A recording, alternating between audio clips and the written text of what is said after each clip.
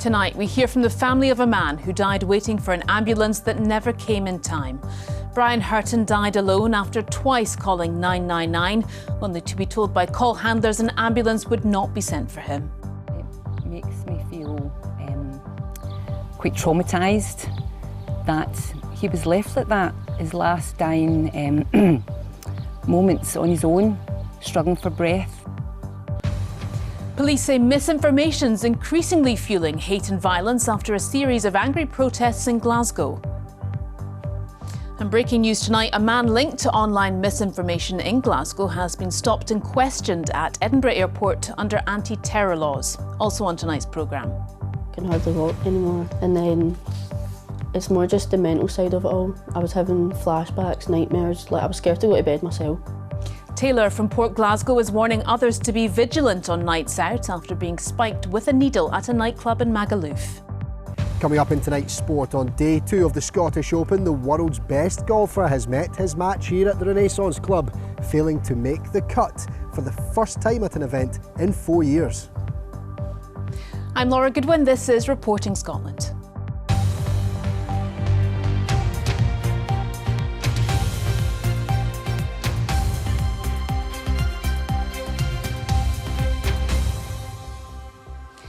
Brian Hurton's family say they're traumatised after he died alone at home despite twice calling an ambulance for help. The 55-year-old dialed 999 in November last year, and despite telling operators he was struggling to breathe, paramedics were not dispatched. The Health Secretary says there's been a failure in call handling in his case, while his sister is calling for an independent inquiry into the circumstances of Brian's death, as Gillian Sharp reports. Brian was a very outgoing guy. He was loved by everybody, very friendly. He loved animals, he loved kids, he loved his family. His sister Alison says she couldn't believe it when the family got a call last November saying he'd died. It makes me feel very sad.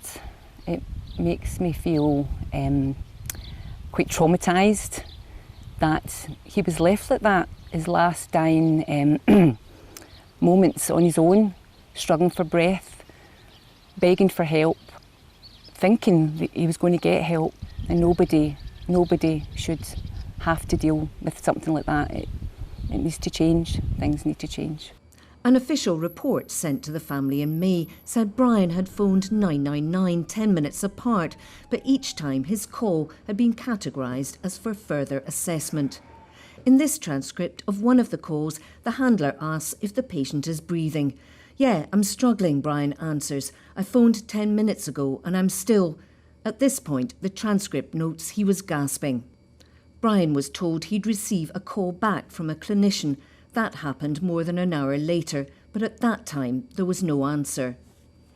The report says there was a missed opportunity to code the first call as a higher priority, and that Brian waited longer than expected for a clinical review.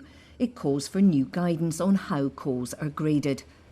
Alison says she has no idea if things could have been different, but the way they unfolded made losing Brian worse. If the ambulance had have come right away for Brian, it would have been a completely different outcome for us as a family. We wouldn't be having to deal with the PTSD, knowing that Brian was all by himself, when we would have been there if we knew.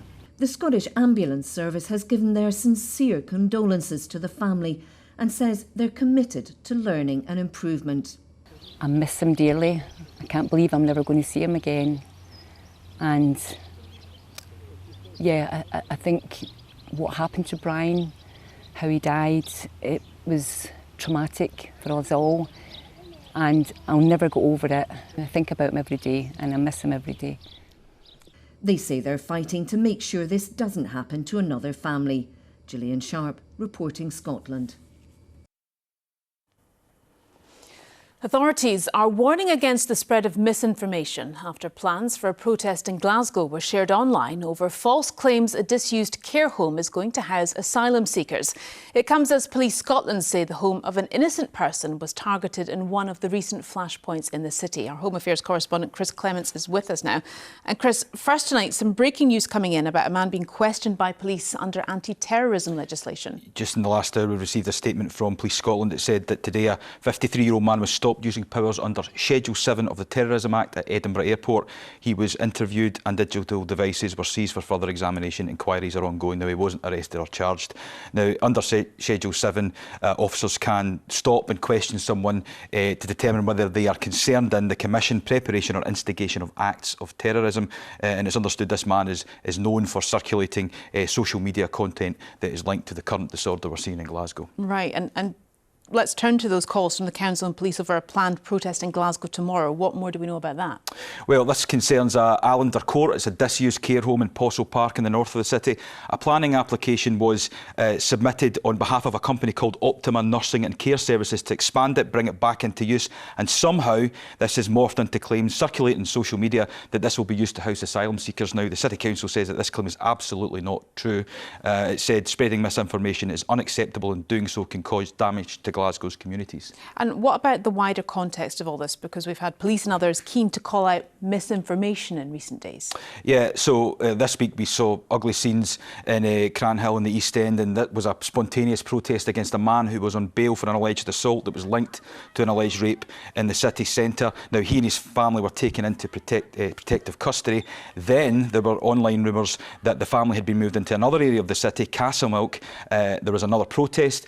In fact, this flat at the centre of that protest was occupied by, as police described, an innocent member of the public. And at the heart of this was from Assistant Chief Constable Alan Waddell on our radio programmes this morning. He said the heart of this is online, fast-paced misinformation about perceived sex offenders of ethnic origin, and that has been propagated from people outside these communities involved. Now, he said that people are being targeted because of the colour of their skin. Now, referring back to Postle Park, he said that they are expecting a protest there tomorrow. There could be disorder, but he also warned the public about sense-checking things that you're reading online.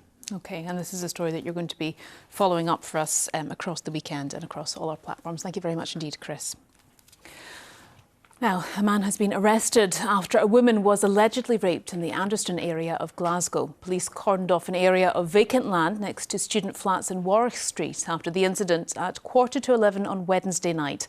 Officers confirmed today a 25-year-old man's been arrested and say inquiries are ongoing.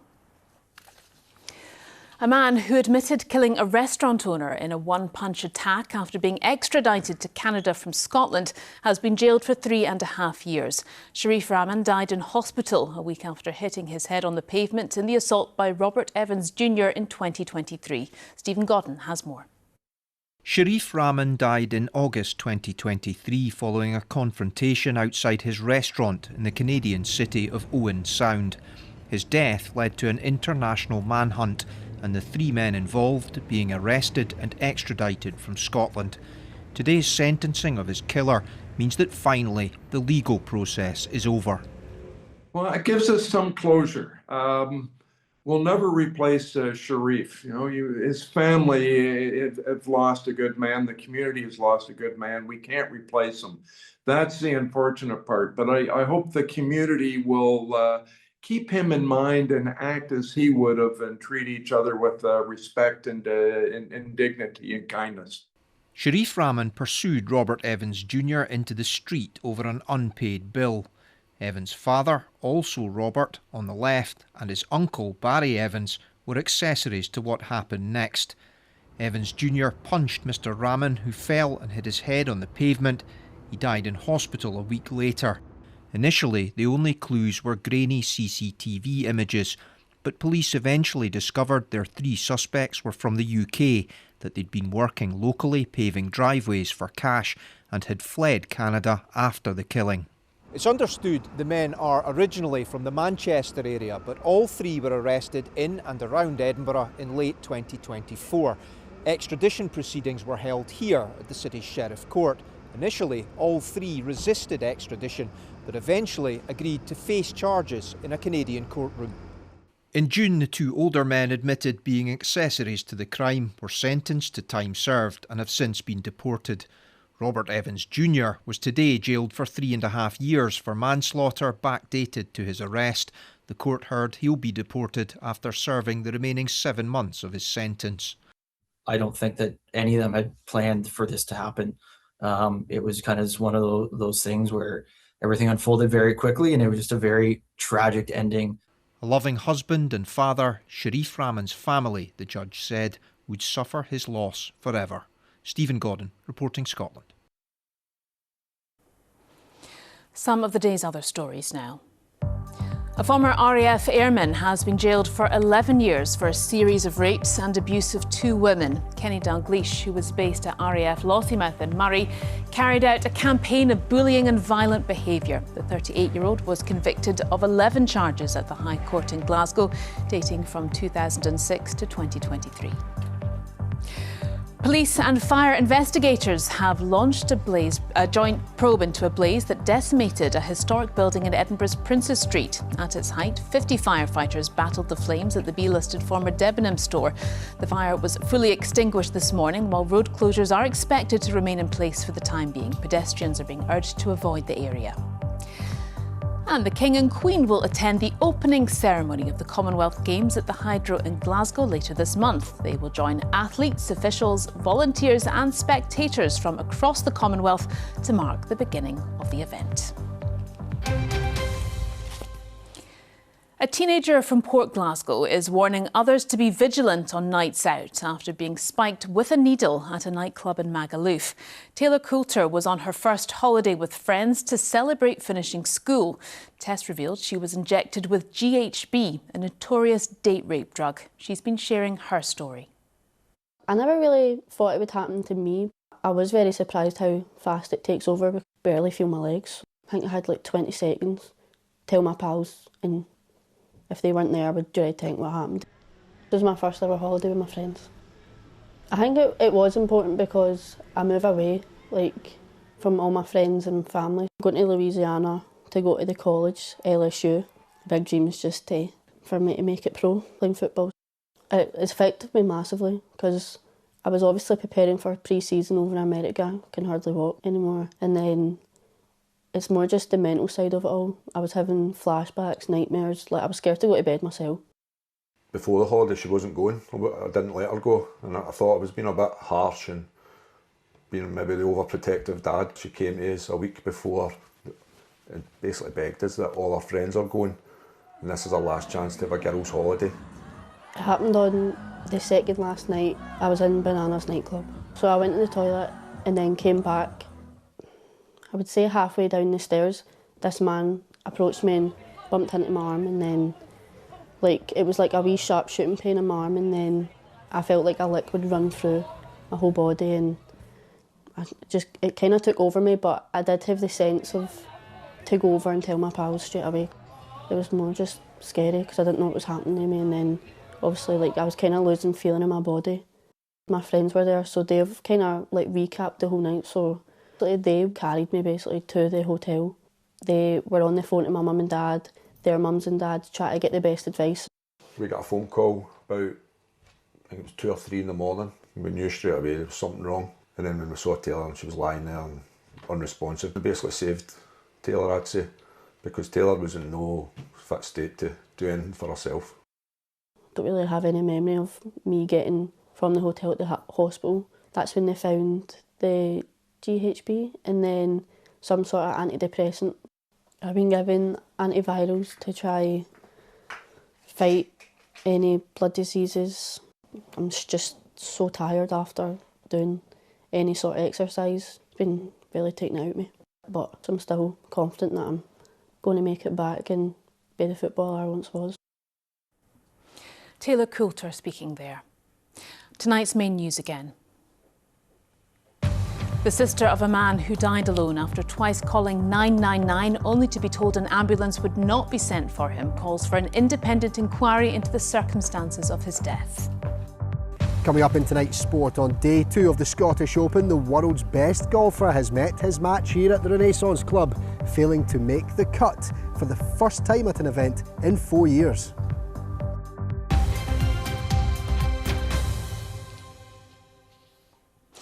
Pig farmers are warning they're losing around £1 million a month across Scotland after an outbreak of a disease in Spain halted exports outside Europe. As a result, there's now a surplus in pigs, which has led to a price drop. Some farmers have already left the sector as a result. The Scottish Government have announced a £2 million support package for independent pig farmers. Our Environment and Rural Affairs correspondent Kevin Keane has more. It is an industry that's been rapidly plunged into crisis. Estimates suggest Scotland's small independent pig sector is losing £1 million a month, and that's unsustainable. Danny, who farms near Inch in Aberdeenshire, sells about 270 fat pigs each week. That's a loss every 7 days of more than £10,000.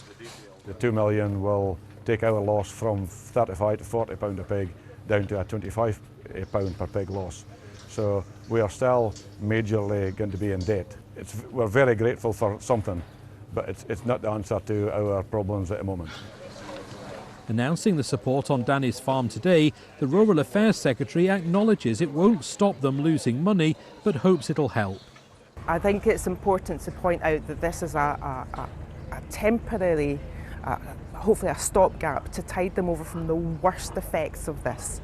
And we are hoping that the price point and the price that they get offered is going to come back up, is going to stabilise. The package will top up the price per kilo paid to independent pig farmers and will be backdated to March. But farming leaders say there needs to be a longer-term plan. That needs retailers to come to party, it needs processors to come to party. We need to see a fair price for the product.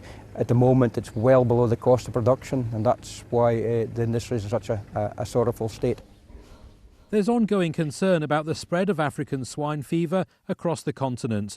The Scottish Government has urged UK counterparts to improve biosecurity at the border and to do more to support the pig sector across the UK. Kevin Keane reporting, Scotland, Inch. Well, time now to get the sport with Lewis, who is once again enjoying the sunshine at the Scottish Open. Lewis, you look like you're having a great day, but not so good news for some others. Yeah, certainly not, Laura. And for what it's worth, I am having a great day. Why wouldn't I be? The sun is out, the atmosphere around here is certainly ramped up a notch. I did say that Friday starts to bring a little bit of drama, and the thing that everyone is talking about just now is the world number one, Scottie Scheffler, because while it's been a glorious day here for everyone else, it's not been so great for him, because would you believe the world number one has missed the cut, the first time that's happened to him in 4 years. The American never really got going ultimately and finished his second round on level par for the tournament, some distance behind the current leaders who are on 9 under par. One of them is England's Jordan Smith, another is the South Korean Tom Kim. Now the cut is likely to be 2 under, and it has been a fruitful afternoon for Robert McIntyre and Rory McIlroy, who are playing together. McIlroy alongside the leaders on 9 under, and McIntyre not far behind them either on 7 under. One of his many highlights today was a 31-foot putt for birdie on the par 3 15th. Incredible. So both of them really finding their rhythm out there as they finish off their second rounds. And another Scot, Callum Hill, is just 2 back from McIntyre as well. So he's also going well. But now let's get a bit of a reaction, shall we? Particularly from that man, Scottie Scheffler, after his round today. It could be one of those things where you just get over, jet lag, get used to new style of golf, new types of grasses, and maybe I just haven't adjusted as quick, or maybe this golf course doesn't suit my eye. I'll reflect on that kind of at the end of the year and assess what my plans are going into the next season. Yeah, we'll just see how it goes, see how the weather adds up. I think it's going to be maybe a bit rainy tomorrow. So hopefully that adds a little bit to me as well, if I can play some decent golf in the rain. But yeah, I'm just going to try to tidy a few things this afternoon and have a go again. Is it fair to say that the motivation tomorrow will be to earn yourself a nice late tee-off time on Sunday so you can have a late night watching the football? Exactly that, yeah. We were saying that at the start of the week. If we can get a late tee on Sunday, that would be perfect so we can stay up and watch the game.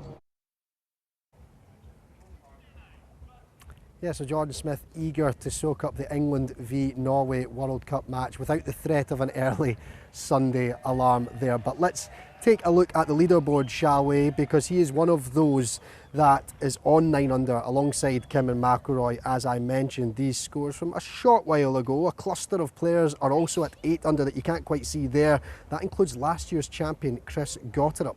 McIntyre has just in the last few moments moved up to 7 under par there, jumping up to tied 7th. Callum Hill and Scott Jamieson are the other Scots who will progress to the weekend. But as I mentioned, no Scheffler. So how do the spectators feel about that surprise? What about Scheffler not making the cut? That was quite something, wasn't it? Shocking. That is the word for it, shocking. Yeah. Definitely. I thought he'd do better, to be honest. Yeah. I thought he was quite good, but it's a bit windy today, though. So. Apparently he's quite a good player, but not. I thought he was quite good. But... So I understand you've already been playing golf this morning. Yeah. How was that? Yeah, it was not bad. We got first place. It wasn't really that bad, to be honest. Got first place? And then you followed that up by coming at the Renaissance Club. Yeah. It's a pretty memorable day. Yeah, it took us ages to get here, to be honest. Did it? Yeah, How long did it take? Probably about 2 hours. Was it worth it?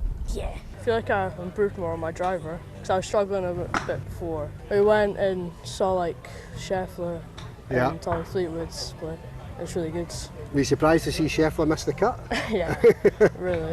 He's no missed many cuts for a long time, has he? You know, he's always there or thereabouts, but it was surprising to see him have such an off day. Having a lovely day, weather's nice, having a great time. And you're managing the chaos of a full clan day out. Husbands are out following Rory McIlroy, so we are here holding down the fort with the children. So. Yeah, so there's really plenty for everyone to do and people travelling from far and wide, as you heard there as well. But we're going to move away from the Renaissance Club here to bring you some other news, and we'll move to football because Celtic have announced a new signing, and it is Colombian forward Camilo Duran, who is signed on a 5-year deal from Karabag in Azerbaijan. And in some sore news for Hearts fans as well, influential midfielder Cammy Devlin will not be at Tynecastle next season after failing to agree terms on a new contract. Well, as for St Mirren, they have named Marcus Fraser as their new captain. That comes after the departure of Mark O'Hara to Kilmarnock. Fraser scored the crucial goal at the end of last season, which preserved the Buddies' top flight status, and he is eager to get going as skipper. I had a chat during the week with the manager and the coaching staff, and they asked me if I would like to take the role on, and of course I jumped at the chance, and I just thanked them and appreciate it. Since they've been in for the end of the season to now, they've really backed me and shown faith in me, so no, I'm just happy, and hopefully I can reward them with performances on the pitch and obviously gelling all the new guys together as well. And we're going to also bring you some rugby news now, because don't forget, Scotland are looking to build on what was a very positive start to their nation's championship campaign when they opened with victory over Argentina. Tomorrow evening they face South Africa in Pretoria, and captain Sione Tuipulotu believes they have what it takes to pull off what would be a seismic victory. I think playing them away is a little bit of a different beast. I know that from travelling on and playing the URC teams away from home. They're a different beast when they're in their own backyard and they get to wake up in their own beds and things like that with play in front of their family. So I'm experienced enough to know that they'll be a different beast in front of their own crowd. So from here at the Renaissance Club, that's all the sport for you, Laura, but we're positioned in a great spot just now because Robert McIntyre, Rory McIlroy and Chris Gotterup should be arriving here when they finish their round in the next few minutes. We'll hopefully try and nab a word with them, and you can get some more reaction to all the golf here and a little bit more of an update over on the news at 7 shortly. Super, we look forward to that. Thank you very much, Lewis. Today marks the start of a public consultation on the packaging and display of nicotine products, including vapes, as the government tries to reduce rates of addiction and illness. On tonight's News at 7, over on the BBC Scotland channel, the chief executive of anti-smoking charity Ash Scotland tells Graham Stewart why the move is necessary. Yeah, so I think we have a very good body of evidence from having to restrict and progressively restrict tobacco advertising and promotions, flavours and attractiveness. And that has driven smoking rates down and stopped uptake. What we're dealing with at the moment is a surge in uptake among children in about 2020-21, when the market was flooded with really cheap, brightly coloured, sweetie flavoured and fruit flavoured devices that were clearly attractive to children. So we know that promotion and marketing work. It's how these things get sold. It's why we banned Alcopops in Scotland. And in other countries, many countries globally have just banned these things. They've said, we don't know much about them. What we do know is quite worrying. We believe that they will cause an epidemic of health harm, so we're just going to ban them. So 35, 40 plus countries have just banned them. In Europe, several countries have started to ban all flavourings. So they only allow flavourless or tobacco flavour. And there is a progressive move to regulating these. More on that coming up in the 7. Time now for the weather with Judith. Gorgeous picture. Sunshine and leaf. Yeah. Name that band. A very good evening to you. Well, isn't it nice to see the sunshine in Shetland? They've been shrouded in a lot of cloud of late, and it promises to be a fine couple of days here, actually. But we have this weather front that's been plaguing northern Scotland, bringing rather cool, cloudy conditions, keeping the cool temperatures. But we have reached the heat wave criteria across Scotland. Big news in the weather world. Over 25 Celsius for 3 consecutive days. We saw that in Charterhall in the Borders, Aboyne in Aberdeenshire. But next week it turned widely warm as that high pressure really starts to rule the roost. It's still in charge at the moment. This week weather front's been a bit annoying. It's brought a thicker cloud. It'll bring some rain tonight, but then it just basically evaporates as the high winds out. And that high pressure is staying with us. The position of the high is crucial because we will see a cooler easterly for the east coast with the highest temperatures in the west. But as I said, it will turn widely warmer. Some warm sunshine for the south, but across northern Scotland, here's our front bringing thicker clouds, some outbreaks of rain. We could see some lively thundery downpours across the northeast tonight. And that frontal rain extends further south across eastern Scotland tonight, clouding over as well. Still quite humid in the south, that bit fresher in the north, and we'll see some clear spells for Shetland and the Western Isles. A lot of cloud around tomorrow. Still that rain first thing in the east, but it does very quickly clear away. And then for most of us, it will be a dry day. And in fact, some good sunny spells again across Shetland. A lovely day, and it will brighten up across north and Orkney. The wind's coming in from the north, but there'll be light. There'll be a freshness to the air, though. Across eastern Scotland, a legacy of frontal cloud, maybe a few spots of rain or drizzle, noticeably cooler, though tomorrow by a good 10 degrees. Similarly, across the southeast, the best of the sunshine down across the southwest, where we could still top 24 Celsius. And I think we'll see good, brighter sunny spells developing along the west coast as we head through the course of the day. And temperatures around about 21 Celsius inland, a bit lower over the Western Isles. Tomorrow evening, generally a dry picture. The best of the evening sunshine in the west, leading to clear spells here and across the Northern Isles as well. As we head into Sunday, well, that front's just a wee bit of cloud, and that cloud will actually thin and break as we head through the course of Sunday, allowing sunny spells to develop across many parts of the country, and will top maybe into the low 20s for many. Cooler in the east with that easterly breeze here, and a wee bit cooler in the north as well. But let's take a look at the sunshine symbols. This is next week. Temperatures on the rise for many of us will be into the mid-20s. So nice to see a real taste of summer, and it will be widely summer-like across the country, so you'll lose the cloud in the north at last. Have a good evening. Thank you. And that's where we leave you from all the team. Have a great weekend. Bye-bye.